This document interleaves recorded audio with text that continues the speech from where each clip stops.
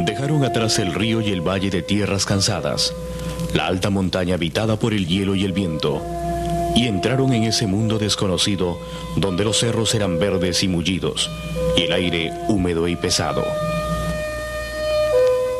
Les fue difícil vencer al árbol y a la lluvia, al calor y a la maleza. Domesticaron la tierra salvaje y estéril. Chachapoyas se llamaron. Por siglos lucharon contra la selva que quería recuperar espacios perdidos. En Pajatén, la naturaleza venció con el correr del tiempo. En la zona del Utcubamba, el hombre la doblegó. Y en esa lucha supo que un día vendría una nueva humanidad. Entonces decidió proteger a sus monarcas. Había que defenderlos de los que llegarían y preservarlos ante la naturaleza que buscaba vengar la humillación. Con porras y lanzas llegaron los enviados de un hombre llamado Pachacútec. Con espadas y cruces los de otro de nombre Jesucristo. Y allá, en lo alto los vieron, enormes, altivos, inaccesibles. Eran los Purumachus, los antiguos.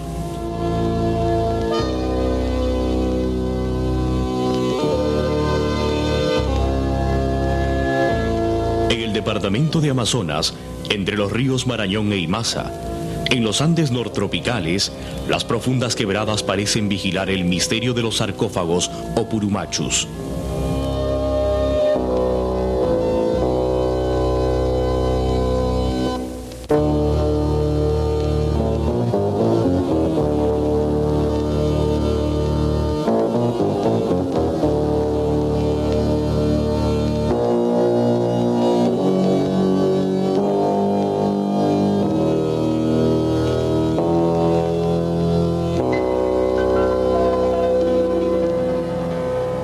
Hicieron anónimos embalsamadores para levantar 8 siglos atrás los enormes sarcófagos en la mínima cornisa de piedra?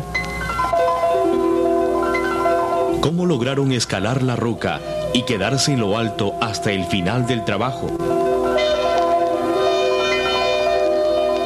Con la ayuda de andinistas, un juego de cuerdas y una plataforma de madera, la expedición científica encabezada por el arqueólogo peruano Federico Kaufmann Doig ¿acaso no estaba sino imitando la riesgosa tarea de los viejos chachapoyas?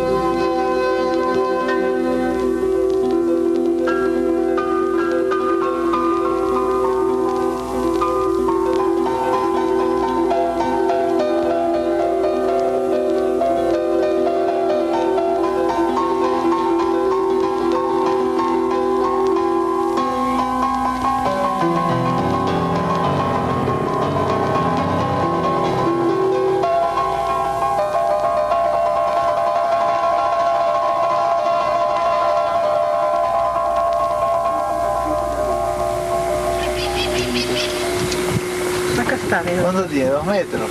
1,80 marca. 1,86. 1,87.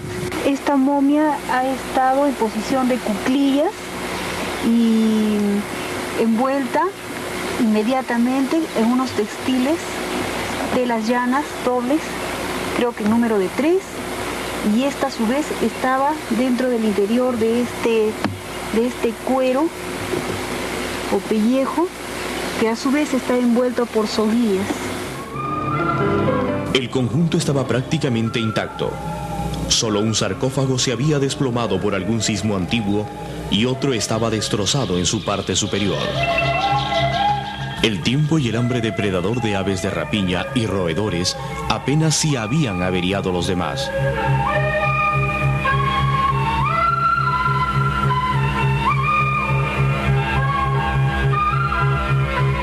En lo alto de la pared vertical de 30 metros, una gruta de poca profundidad, hecha por la mano del hombre, protege el conjunto. Siglos de lluvia y humedad no pudieron por ello impedir que los purumachus siguiesen hasta hoy ocultando su misterio. El grupo de sarcófagos permanecía intocado hasta que lo abordaron las expediciones antisuyo. Los arqueólogos consideran que los purumachus fueron construidos in situ. Se trata de grandes cápsulas hechas de arcilla y en el interior está la momia. Exactamente como colocada como las momias o los difuntos en la sierra y en la costa, o sea, sentada, y alrededor están sus pertenencias. El cadáver mismo está envuelto en diversos tejidos de algodón y toda la momia está sentada sobre un petate de cuero. Cada sarcófago es coronado por una cabeza compacta y su diseño es copia de las máscaras funerarias, planas y de madera de otras regiones del país. Sobre la cabeza, una calavera mira a la eternidad, como lanzando una advertencia. Los sarcófagos del Alto Amazonas son todos preincaicos y su antigüedad ha quedado fijada mediante el proceso del radiocarbono o carbono 14. Sabemos que se remontan al siglo XIII, es decir, a 1200, 1250, 1300 a lo sumo después de Cristo. Este cráneo pertenece a uno de los personajes que fueron colocados en sarcófagos. Está trepanado en dos partes. Hay una trepanación perfecta y acá una pseudo trepanación o no terminada.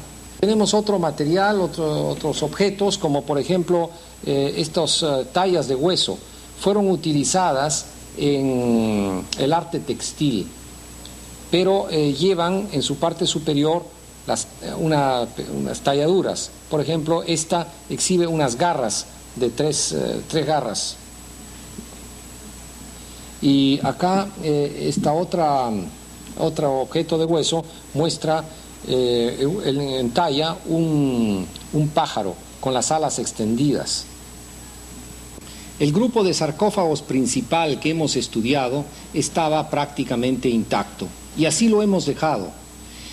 Sin embargo, tuvimos que recuperar algunos de los objetos que habían sido revueltos por las aves y por los roedores.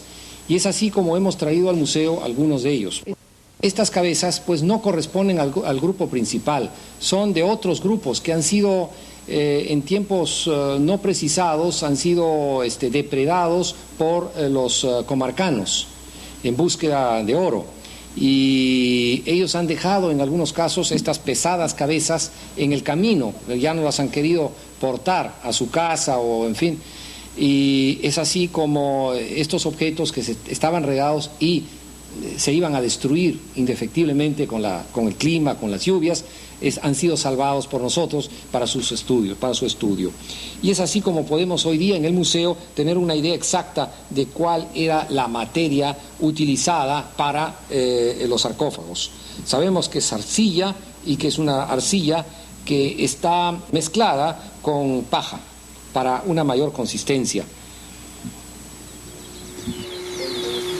Con el correr de los siglos, con la llegada de otras culturas y otros dioses, los lejanos descendientes de los chachapoyas parecen haber relegado la verdadera historia de los purumachus a oscuras esquinas de la memoria.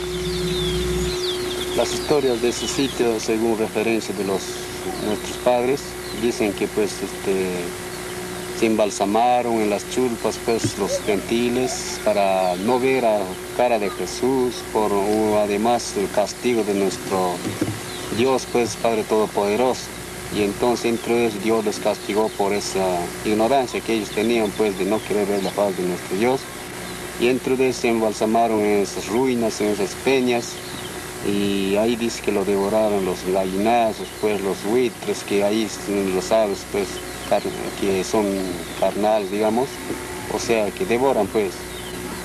No sabía morir y vino un juicio, dice. Me han contado a mí también que vino un juicio y por escaparse han ido a una peña a hacer sus cuevas. No sabían morir, se aumentaban semejante como hormiga, pues, ¿no? Entonces que hasta robaban terreno, tierras para sembrar sobre las piedras, a donde no había tierra. Por librarse de esas, se metieron así en unas falderías, unas peñas. El único que sé hoy. Los vivientes que había en esta zona, muchos se han multiplicado exageradamente y no había sitio donde vivir y ni para sembrar sus productos.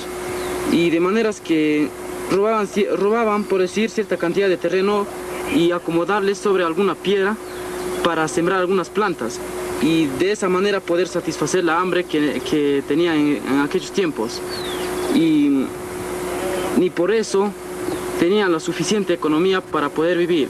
Pero llegó en el momento en que ellos ya iban a morir y tuvieron conocimientos al respecto de que vendría otra clase de humanidad y tendrían que encontrar los restos que ellos han dejado y han comenzado a destruir sus vasijas y todo utensilios de cocina y también otras cosas y han destruido todo y de maneras que ahora también no encontramos, pero estoy contando lo que sé hasta el momento y todo eso nomás.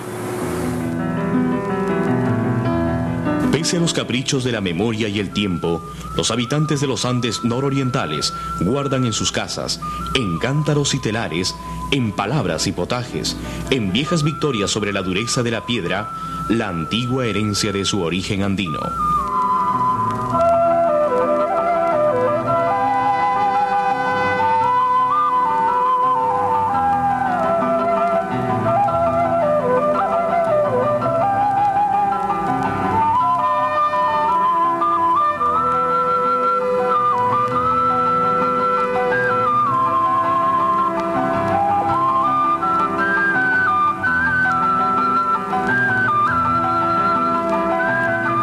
Otros lugares cercanos al enclave del grupo grandioso de Purumachus confirman que los enterramientos en lo alto de los farallones y la veneración andina a los muertos no eran prácticas aisladas en la zona.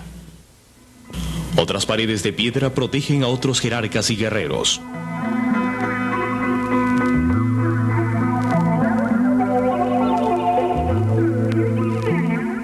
Aquí, el acabado es más rudimentario.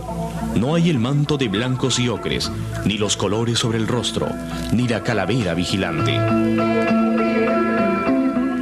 Y en ocasiones, como aquí, en que un sarcófago se superpone a otro, parece olvidada la solemnidad de la muerte. En la parte alta hay una serie de construcciones a modo de casas, casas funerarias. Y es así como acá podemos ver reunidos dos fases, dos tipos de enterramiento distintas. Uno, el de las casas, como en Santo Tomás, donde adquieren su forma típica, su característica, su elegancia, y al mismo tiempo, reunidos en esta misma peña, están los sarcófagos. Hay varios tipos de sarcófagos. Tenemos en realidad todos los tipos reunidos aquí en Tingorbamba.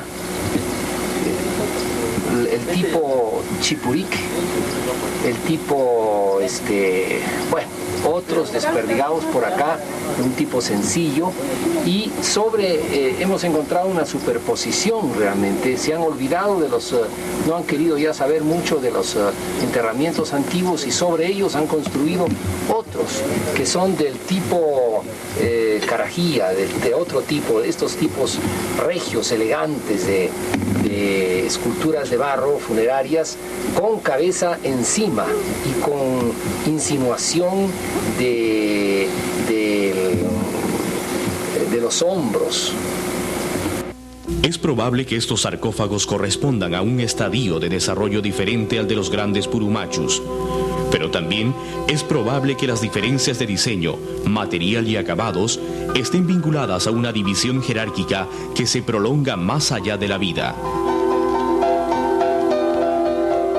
Ambas hipótesis pueden conjugarse y hallar un sustento aún mayor si se hace una observación comparativa de los diferentes tipos de sarcófagos encontrados en la zona. El Gran Purumachu.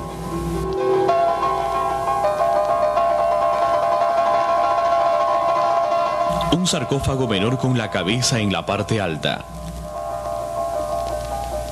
Otro con el rostro asomando sobre el vientre. Un sarcófago que es solo una cápsula para conservar la momia. Y finalmente, el enterramiento simple en la piedra, como un nicho tapiado en el cerro. En los andenes que la selva devoró, en la humedad que hizo denso el aire, en vestigios que la tierra carcomió, se fue una parte de la historia de esos migrantes seculares. Pero otra quedó escrita en los misteriosos sarcófagos, en las viejas costumbres, en la vida cotidiana. ¿Quién sabe si en algún recodo de la memoria, detrás de retazos de mitos y recuerdos, algunos lugareños conserven imágenes de ese tiempo en que el hombre de los Andes doblegó a la selva, en ese proceso que nuestros arqueólogos han propuesto llamar serranización de la selva y que constituye su hipótesis central de trabajo? Las expediciones Antisuyo tratan de penetrar en esa historia desconocida de los Andes amazónicos, antes de que se pierda por siempre con los últimos chachapoyas.